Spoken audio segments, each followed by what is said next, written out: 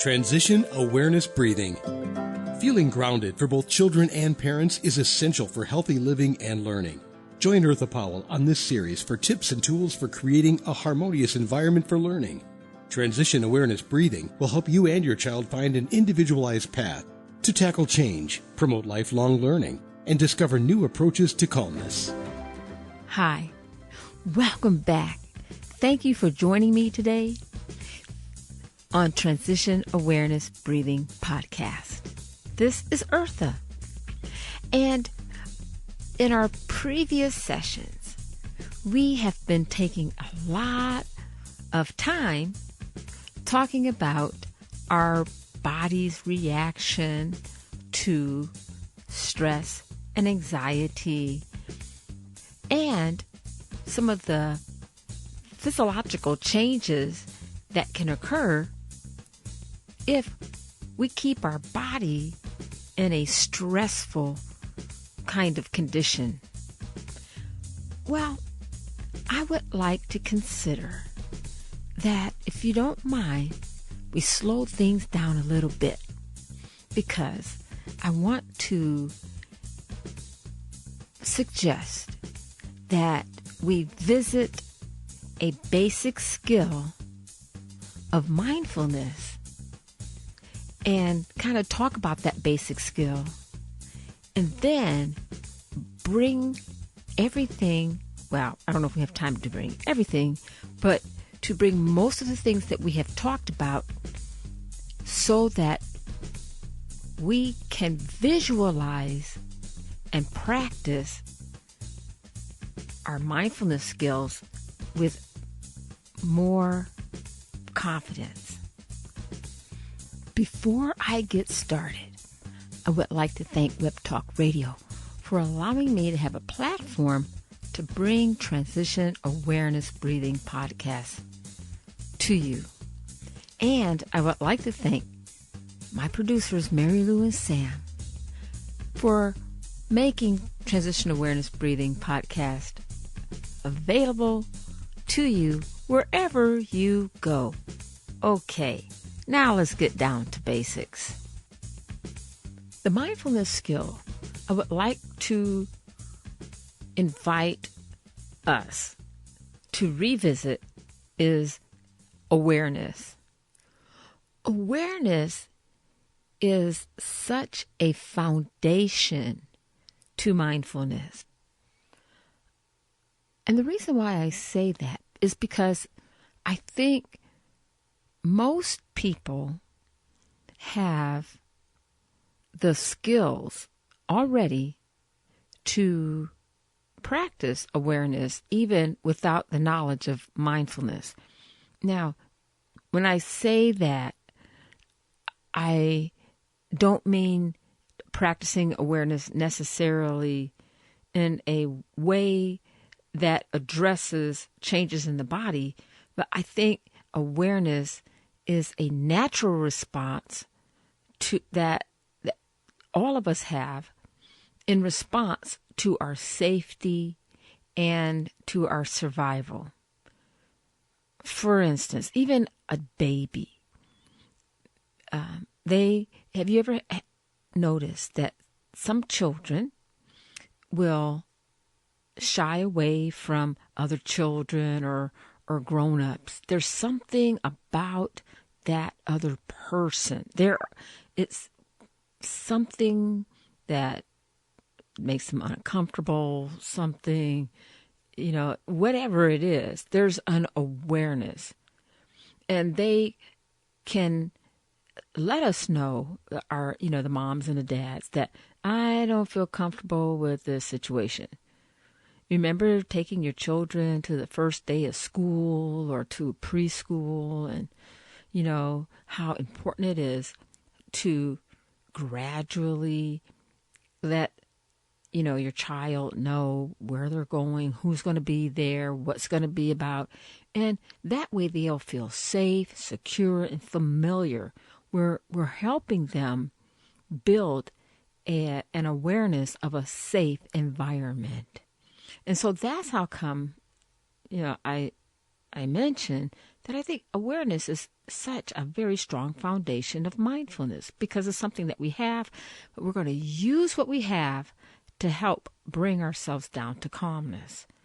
And with that being said, in mindfulness, when I teach my elementary school students, the basic way that I explain it to them is being aware of what is going on around you and how your body is responding to what's going on around you. I try to make it, really basic and clear without a lot of big words, because then people start getting lost. They don't know what you're talking about, and you have to start over again, which is good. It's great to get feedback when people are not clear. So when we talk about self-awareness, what we're doing is we are paying attention. We are aware of our thoughts, our feelings. We're recognizing maybe things that is making us anxious or angry or impatient.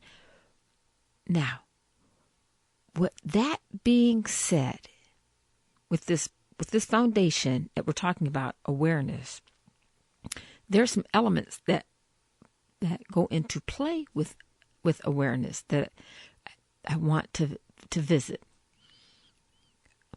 Perceptions have a lot to do with our interpretation of what is going on around us. And so perceptions is a part of awareness.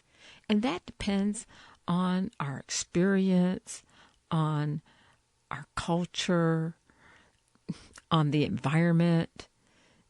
It depends on a lot of things. And our interpretation of what is going on around us. And sometimes our perceptions are not necessarily the fact of really what is going on. For example, if you go to another country and you don't speak the language, some people get uncomfortable when they're in a situation like that because, they don't understand the language. There's a perception that someone is talking about them, and it builds up some anxiety, maybe some fear, and that can build up into impatience and anger. You see how that kind of builds up from something? Whereas if we take that same scenario, but let's say, you're going to another country and you decided to take a language course in whatever language that they're talking. And I'm not saying you're going to be fluent, but you have a good idea. You have a baseline of what's being said. And now you go to the country and you can understand maybe more than you can speak, but maybe people are talking about what prices things are, what the weather is like, what time is the next train, and just all kinds of different things. And you are calm, you feel safe, and you can, as a fact, know that really nobody really is paying any attention to you. You see, so our perceptions really have a lot to do with our sense of awareness. And so as we are paying attention to our thoughts and our sense of anxiety and understanding things that's going on around us, one question that would be helpful for us in monitoring and looking at our self-awareness is asking ourselves, is this a fact or is this my perception? And if it's my perception, and you're saying, well, it's my perception, this is a fact, it's good to verify, is that really a fact? And sometimes, so we put our investigative hats on and ask questions from the outside, and maybe get familiar with the environments, for example, the language example, or ask for some information. Is this, one thing is to ask a question. I'm hearing this go on. Is this what I'm hearing? And you're not changing the word, you're just reflecting. And so that helps to clean up our perception so that our body doesn't trigger this environment as threatening. And while we are gathering information and trying to realize what is our perception and what is fact, a helpful tool also that is a part of mindfulness, which is linked on to awareness, is really maintaining a focus of being non-judgmental. If we are being judgmental, then our perception is not 100% maybe of what's really going on, because it is fogged by judgment. And so seeing things and asking questions to clear up that fog helps us to see what is really going on. And that in itself may be a little bit uncomfortable. Realizing, and as we're doing our body scan, okay, this is making me uncomfortable. That's the first step. That's the point when you can feel, I feel uncomfortable. This is making me nervous. I don't feel right about this. You're using a lot of I statements. You're not pushing it off on anybody else. You're not blaming somebody else for what's going on inside of you. That's the time when you can recognize, oh, I feel uncomfortable. I feel a little bit anxious. And when you can come to that point where you say, I feel anxious, or I feel uncomfortable, I feel nervous, what you're doing is you are allowing yourself to do a self-body scan. You're paying attention to your heartbeat. You're paying attention to, how's your skin feel? Is it getting kind of cold and clammy? Is everything heightened and aware? Does things sound kind of loud to you? Because that in itself right there are signs that, oh, maybe it's time to step back. And so as we become more comfortable in using our practice of self-awareness, what's next? Okay, so we find out that we're anxious, we're angry, we're impatient. Now what? Okay, step back. Step back, maybe physically or mentally. Kind of peel yourself back away from the situation because you're too close. If you've experienced standing next to somebody and they mean no harm, but they step within your personal space, most people will step back. It's a natural reaction. And so we can consciously, when we are feeling anxious or nervous or impatient, we can step back and look and see and verify what is actually going on. If we're stuck in traffic, maybe we're stuck in traffic because there's construction, maybe there's an accident, maybe we left too late and we're in a time where, it's a busy part of the day. So we can step back and use that time to bring ourselves down to calmness.